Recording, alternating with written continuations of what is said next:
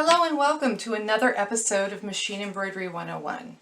My name is Kris and I'm with Socially Awkward Stitching Society, and today we're going to talk about stitching tiny text. We just dropped a new design that has some itty bitty text on it. Here's the 4x4 North Pole lump of coal bag, and you can see it has lots of teeny tiny text on it. This can be a challenge sometimes, so I thought I would talk a little bit about how to set up your machine and your materials for success with tiny lettering. So I have stitched out the word naughty, because Santa's list, on a number of different materials, and I'm going to change the camera angle now so that we're looking straight down on them so that you can see the differences that occur with different materials. I used for these a 75 or size 11 sharp embroidery needle. I used titanium, and I also used a 3-ounce cutaway stabilizer just so that they would all have an equal amount of stabilization. I hooped what I could, floated what I couldn't, and I'll point those out as we're going through them. So I'll change the angle now and we'll talk about these samples. So I've set this up over my cutting board so that we'll have a frame of reference for the sizes. So each of these squares here is 1 inch, each of these squares here is a 1/2 inch by 1/2 inch.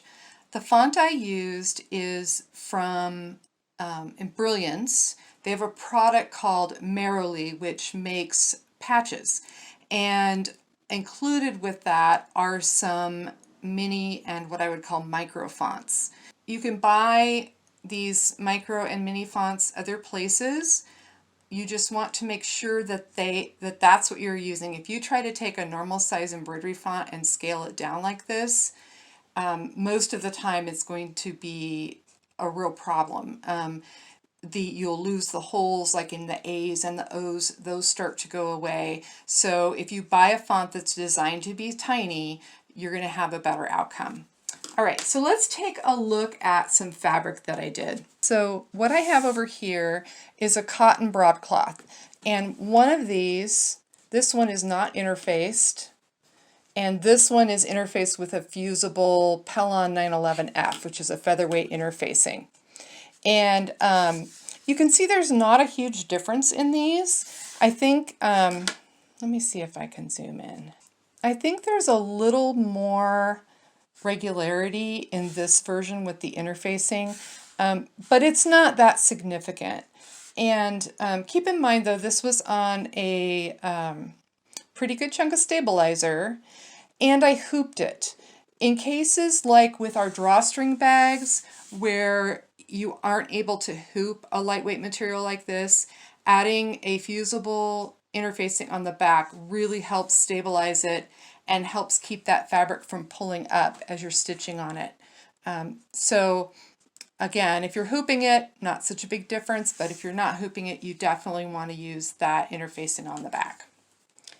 Okay, let's take a look at these two. These two are the top one. If you can see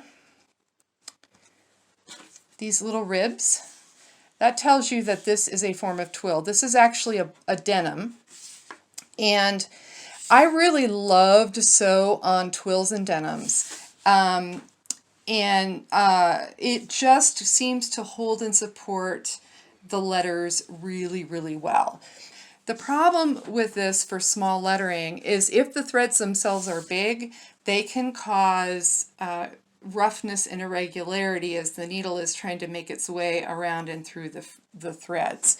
So if we look at this one, you can see that on the little serifs, those are what those are called on the top of the letters, that on the twill they're a little bit more smooth and satin-like.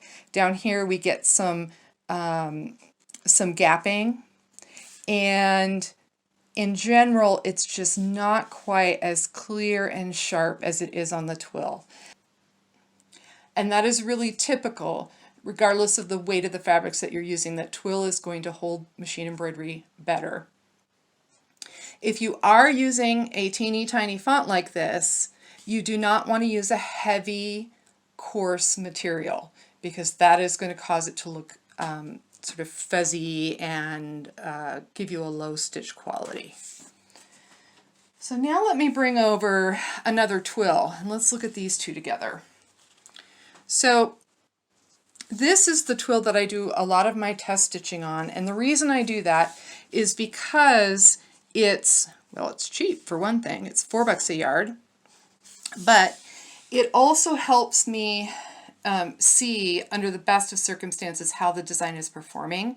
And so especially if I'm trying to stitch something on one fabric and it's misbehaving, I'll stitch it on this twill to see if I still have the same problem.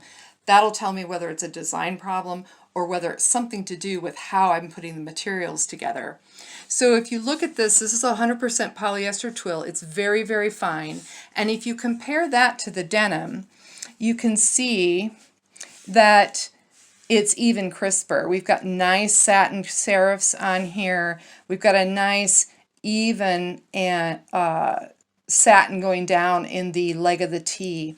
And so having that finer fabric with that tiny lettering just helps support those stitches better and gives you an even better stitch out. Both of these are fine and passable, by the way.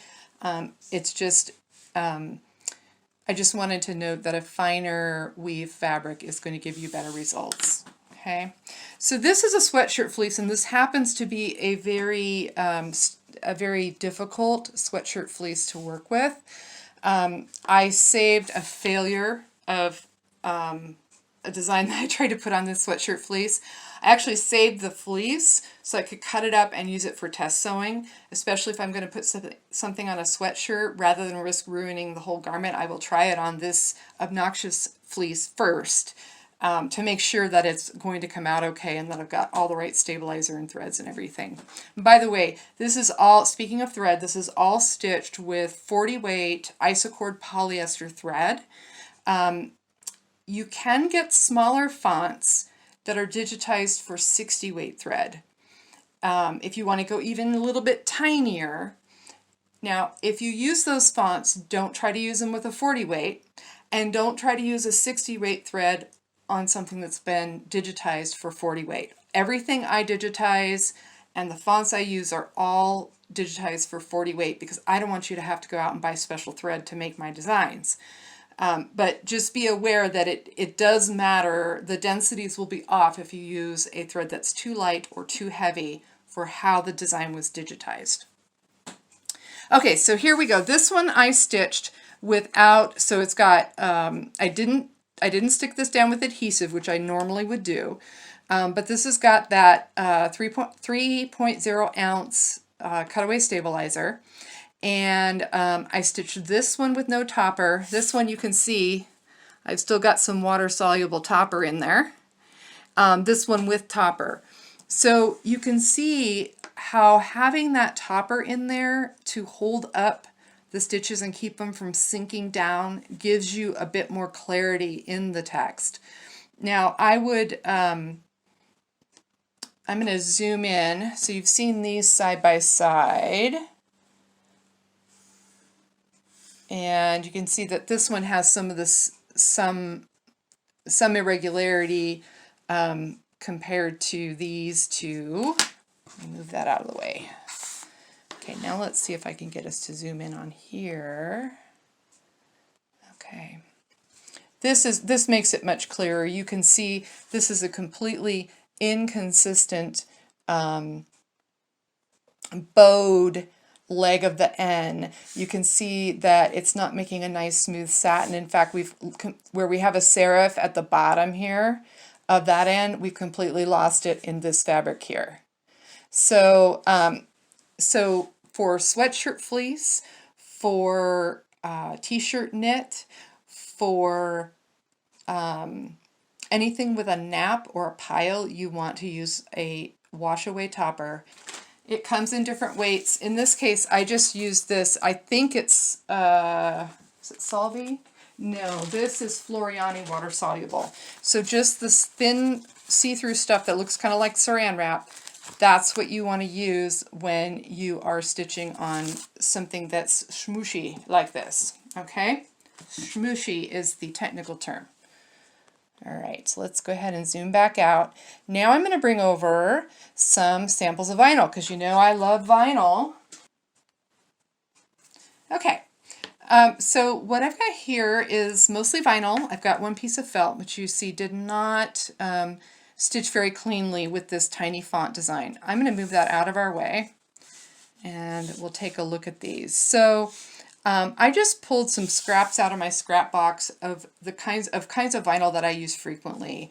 This is Stardust from my Embroidery. This is their rustic leather leatherette. That's not what it's called. It's a rustic faux leather from my Embroidery. Glitter vinyl from somewhere, marine vinyl from marinevinylfabric.com, and a patent finish vinyl from my Embroidery. So if we look at these, we can see that there's some variation in how clear these are. I actually expected that this glitter vinyl would do worse than it did. I was surprised to find that this Stardust, which is quite thin, did not behave very well. And I was surprised that this did pretty well, because it does, I have had in the past had text sink down into it. But one of the things I've done here is I have chosen a font with a fairly wide satin stitch. For as tiny as it is, it's a wider satin stitch. I've seen other fonts that are narrower than this, and they will disappear sometimes into your vinyl. You can also use water-soluble topping with vinyl, but I just prefer to try to find something that's going to work that doesn't need that kind of attention. So in looking at these, I think my favorite is probably this patent, and I'll show you why I think this is. I've got some scraps over here. So one of the things you can do if you're about to stitch some small text on vinyl is take a little piece of your vinyl, stretch it. And I've talked about this in other videos, but it applies here too. See how much punishment that vinyl can take. Because with these tiny fonts, we have a concentration of needle holes in a very, very small area, and that tends to create more distortion. So this is the this one, which I think is probably the least clear of these stitch outs. And look what happens when I stretch this. As I deform the fabric, it is holding it has a memory for me deforming it, and it's creating ripples in the fabric. Some vinyls will actually delaminate from the backing when you do this, and those are going to be really problematic in stitching something like this. So in contrast, let's look at the patent, which I think I could be convinced otherwise, but I think it probably stitched out the best of all 5 of those vinyls. And this is what I love about this patent. I can really reef on it, and I get a little bit of ripple, but not much at all. And the glossy coating actually held up pretty well to that much punishment. Sometimes I think the glossy coatings on glitter vinyls are part of what causes distortion, because the stitches get kind of sink down in there. So this is why I use so much of this patent. I just absolutely love it. Now if I take my marine vinyl actually didn't do quite as well as I expected. I'm getting some, it's deforming some, and it's holding memory of that. You can see right there. So again, that is going to make it more prone to deforming in the hoop while it's being stitched on, and not being able to stand up to that much stitching. And then finally, let's take a look at this glitter vinyl. And you can see it is also deforming a bit more, for example, than the patent. So that's a little test you can do before you start to figure out what vinyl is going to work best with this tiny text. I wanted to talk about one more issue related to tiny text, and that's jump stitches. When I first started embroidering, I wanted to cut every jump stitch everywhere all the time. When I got into digitizing, I realized that there are times when it's better for the piece if you let the jump stitches in between the letters just be. That's because every time you create a tie-in and a tie-off, which prevents unraveling when you cut the jump stitch, every time you do that, it creates a knot on the back of your work. And so on little tiny letters like these, you can imagine all the little knots that would be behind there. This can create difficulty stitching out the design and cause tangles and thread breaks and things that you really don't want to deal with. So when I'm using tiny text, and you'll see this in my designs, when I'm using small text, I just let the jump stitches be there.